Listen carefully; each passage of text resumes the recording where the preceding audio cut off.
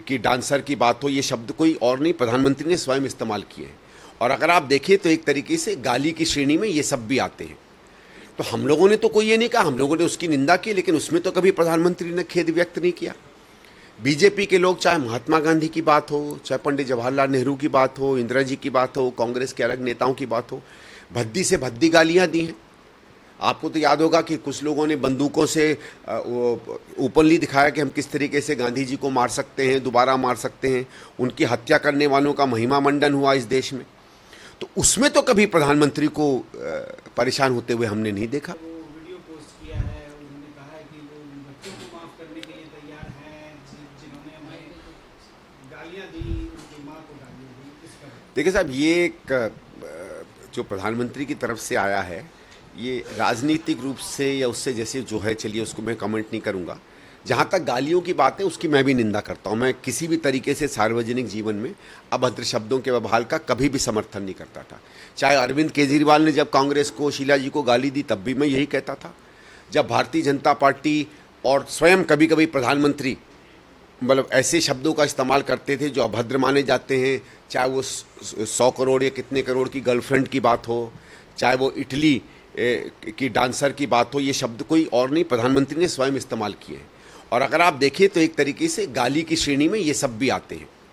तो हम लोगों ने तो कोई ये नहीं कहा, हम लोगों ने उसकी निंदा की, लेकिन उसमें तो कभी प्रधानमंत्री ने खेद व्यक्त नहीं किया।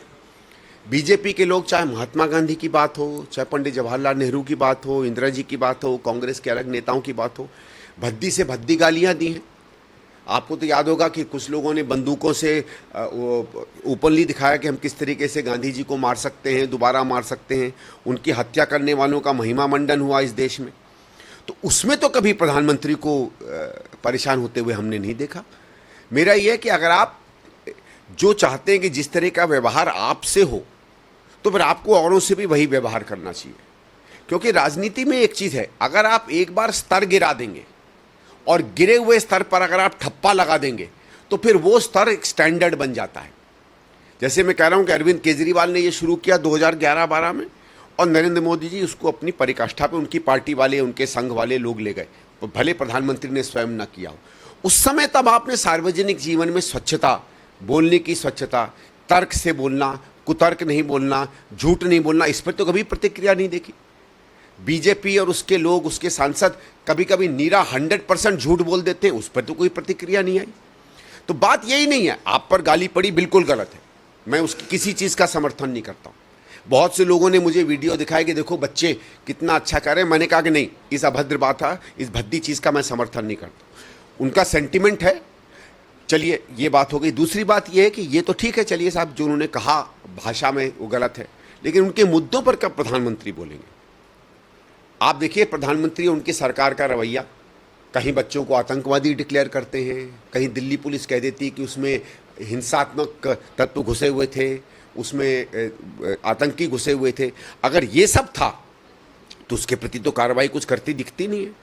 आप ये सब सिर्फ इस्तेमाल करते हैं, एक सार्वजनिक रूप से बिल्कुल सही एक आंदोलन होता है आपकी सरकार के खिलाफ, तो आंदोलन के मुद्दों को आप नहीं छूते हैं, आंदोलन पर कई तरीके के कटाक्ष करने लगते हैं। ये भी जो इनकी रणनीति है, इसकी भी तो निंदा करनी चाहिए। सर, उत्तर पूर्वी गंगा में जो है अंकित शर्मा आईबी ऑफिसर की हत्याकांड के मामले में ताहिर हुसैन को उम्र कैद की सजा हुई है, इस पर देखिए, मैं तो कई बार कह रहा हूँ, उन दिनों जब दंगे थे, मैं उस इलाके में घूम रहा था, और जिस व्यक्ति का आप नाम ले रहे हैं, वहाँ उस समय सड़कों पे भी ये बातचीत थी कि इसने भी, इसका भी जो वहाँ व्यवहार रहा था उस दंगे में, वो ठीक नहीं रहा था। कुछ हद तक देखें तो बदमाशी में, उन दंगों को भड़काने में, मेरा तो संदेह ये है व्यक्तिगत कि इस आदमी का भी हाथ था। अब मर्डर में था नहीं था, क्या था, वो तो कोर्ट बेहतर जानेगी। कोर्ट ने अपना निर्णय दिया है।